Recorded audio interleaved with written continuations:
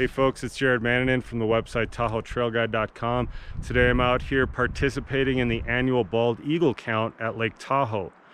This citizen science project designed to gather data for research purposes about bald eagles is hosted by the Tahoe Institute for Natural Science. So you volunteer with it and then you help count bald eagles around the lake. And it's very strict protocol for gathering data. So there's oversight to it, but I'll be the only one manning the station here. Well, I'm not there yet, but at Fallen Leaf Lake. Otherwise, the other areas around Lake Tahoe, the observation points are usually grouped with a couple of people because it is a 3-hour commitment and it's a lot easier to stay alert when you have more people. But yeah, I'm probably the only one willing to cross-country ski distances to get to a station. So that's not completely true, but I know it's a little bit of a barrier for some people to navigate some of the terrain. But I wanted to post myself at a place around Fallen Leaf Lake that gives me access to both the south and the north side of the lake. And that just requires a little bit of backcountry travel, but it is absolutely beautiful, a monochromatic Ansel Adams picture-like day out here compared to yesterday's bluebird skies.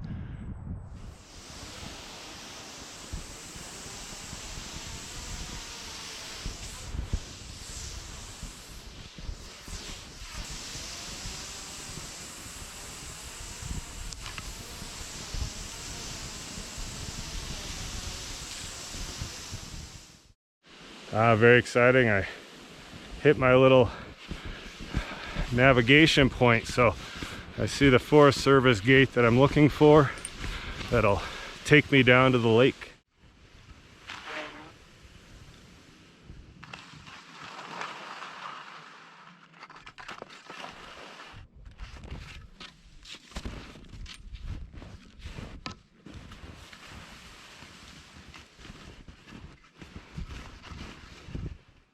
Although that Forest Service road was plowed, I still think it's a residential only road.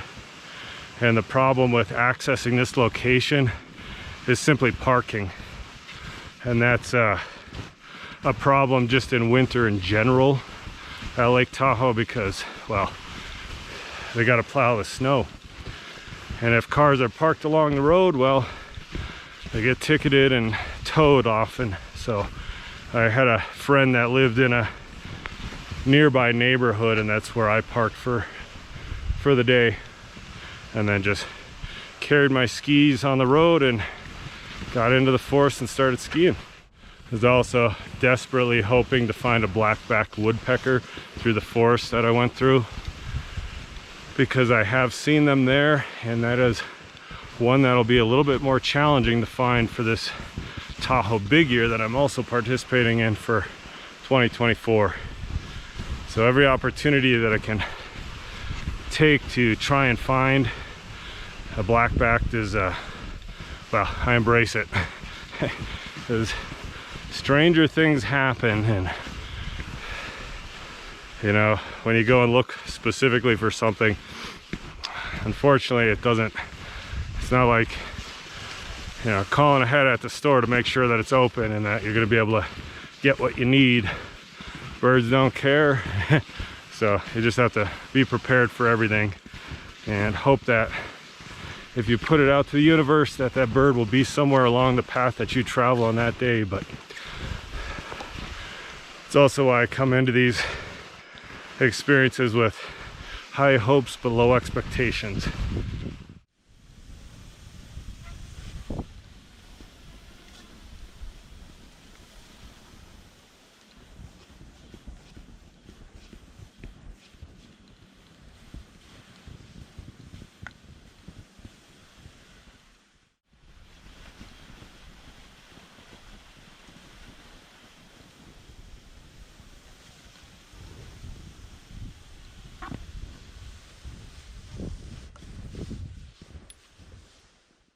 All right, I made it to my station, which is a public pier down on Fallen Leaf Lake. Looks like the waters are choppy. I was also hoping to find maybe a Pacific loon out there, or a western and or Clark's grebe. Both all of those species like deeper waters, so Fallen Leaf Lake is pretty deep. And I have seen a Pacific loon out here. I have seen western grebes as well. But with the choppy water, it's going to be hard to spot them on the water. But I am super early. I'm about 25 minutes early, but it'll give me time to set up. I actually brought a chair. I got a lot of extra gear. I got backups to the backups, basically, just in case something fails on one of my cameras or my binoculars. I got multiples of each, so kind of a heavy load today, but surprisingly good float on these Fisher 112 S-bounds. They're great skis.